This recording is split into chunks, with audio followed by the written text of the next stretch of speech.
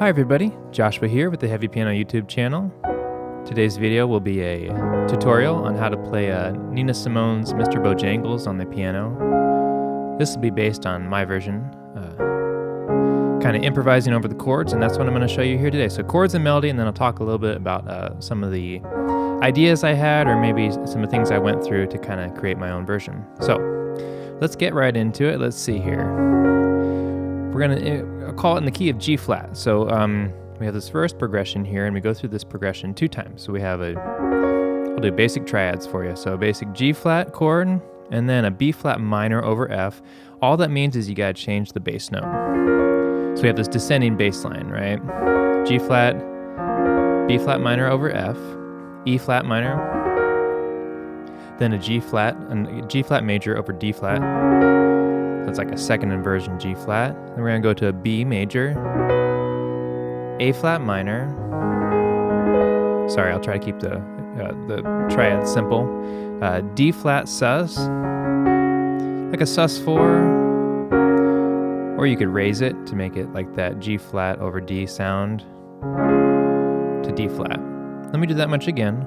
I won't talk about it this time, so just follow along with the chords I'll put up there.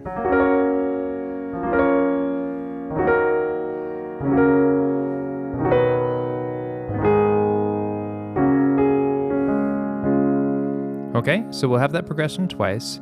Then I'll call it the B progression, the B section progression, not the note B, not the chord B, but the B section progression is, let's see here, E flat minor, B flat minor, B flat 7 over D, E flat minor, G flat over D flat, A flat over C, to A flat, and then we have this D flat sus thing again, to D flat. So those are our 2 verse progressions, and that first progression, the A progression, you'll repeat it twice, and then you'll have the B progression. I'll talk about all the order of at least the version I listened to kind of learn it. So let's talk about the chorus progression. We have an E flat minor, B flat minor, E flat minor, B flat minor. So we have those 2 chords back and forth, and then an A flat minor. Then there's this D sus kind of sound again, D flat sus to D flat. And the first time we have the chorus, G flat, this will be each time, G flat sus, G flat. And the part that's a little bit different is the very first time you have this, like a D flat sus 7 to signify going back. Kind of like the 5-7 to 1 kind of sound back to the G flat. And to my ear, the only time I heard it was the very first time the chorus was played. So let's talk about how to put the melody through with this. So let's go back to that A progression.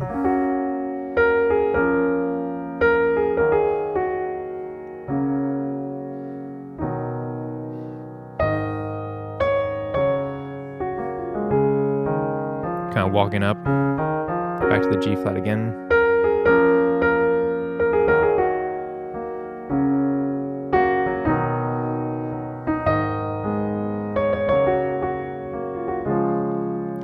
Here's our B progression.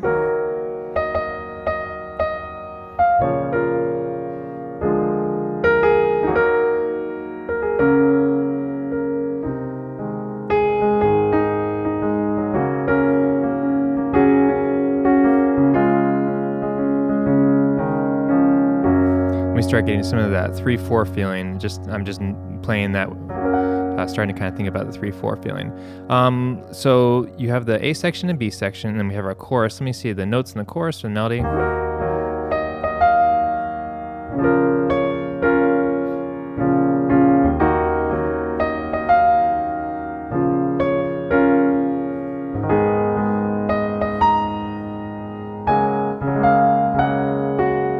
Sorry about that. Let me try to play that better. So go back to the A flat minor.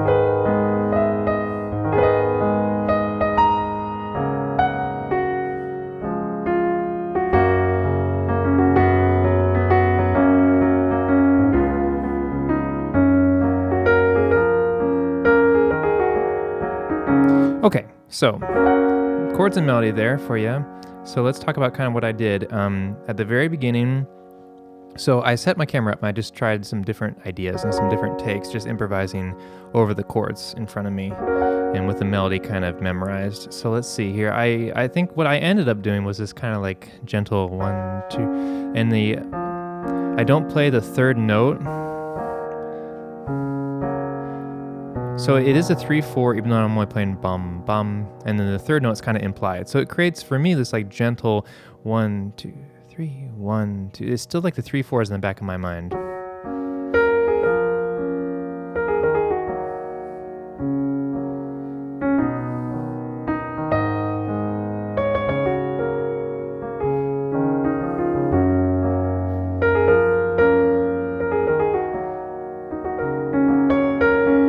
Kind of goofing around with some notes within the chords there to add a little bit of movement. Right, so there's all this implied rhythm. I'm not outright doing 1, 2, 3, 1, 2, 3, 1, 2, 3 quite yet, right? But there's a lot of implied rhythm going on, and I don't know if I want to say it's in the back of my mind, but it's just kind of like an internal pulse that I have. So let's see here.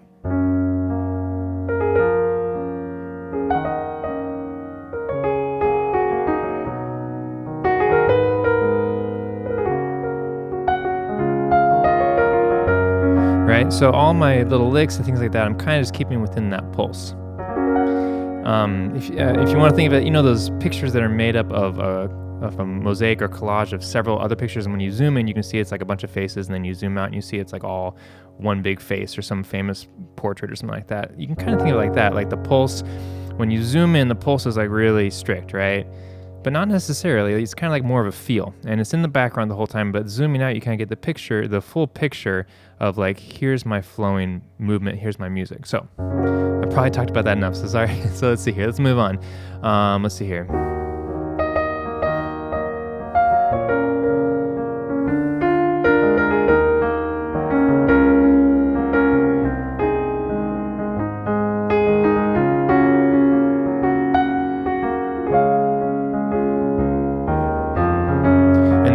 Kind of using those octaves to signify, okay, now we're going to move forward, and we have a little bit more motion here, a little more energy going in our part, in our piece, and in the part of the arrangement.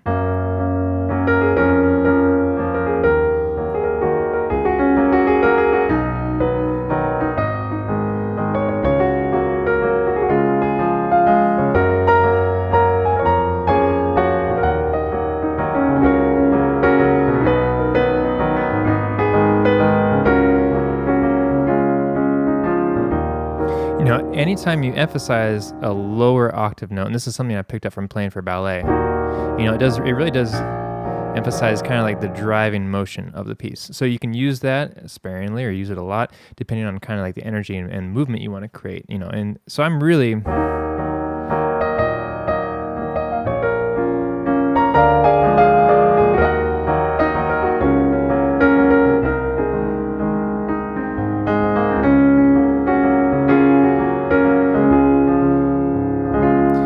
really kind of driving it forward and adding notes and again, that pulse in the background, and this time I am outlining a little more of that 3/4 feeling. And then for the choruses, kind of dropping back.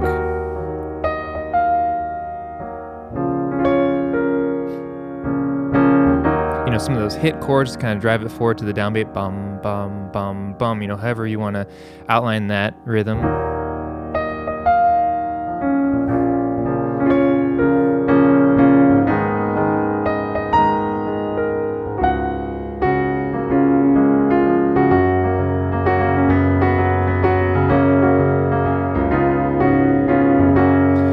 So, so I talk about this a lot, like as big or as small as you want to make it. What I did kind of just to vary the verses and the progressions a little bit so it didn't sound all the same throughout. At the beginning, I made it a little simpler, a little quieter, and then I added some of that rhythm in there, the waltz rhythm, kind of move it forward. Right, and then I did that and repeated that and got it maybe a little bit bigger, and then I drew back, pulled back a little bit, maybe went up the octave. You'll see me do this a lot in my arrangements. I don't think it's an intentional thing. It's more just like my ear is trying to search for like, okay, I want to tell the story. What's the next part of the story, and how do I tell it, right? How do I tell it in a way using the notes as like the words for the story, right? So that should be all of the chords and melody for that. So it's basically like an A, B, so A twice, B, chorus. Then we have A, B, chorus, and there's like that stop, right, in the recording where it kind of stops. And then it comes back and it's a little gentler again. You have our A, our B, and a chorus, and then the song is done, right? It ends with that little run, like the harpsichord kind of thing. But it's going to be up to you to, like, you know, how much of this do you want, how much of my version do you want to take and emulate or copy, or maybe you don't like any of it, but at least hear the chords and melodies so you can kind of create your own version at home. And I hope you find this helpful. If you have any questions or comments, leave them below. I'll try to get back to you. A big thank you to my patrons on Patreon for supporting this channel.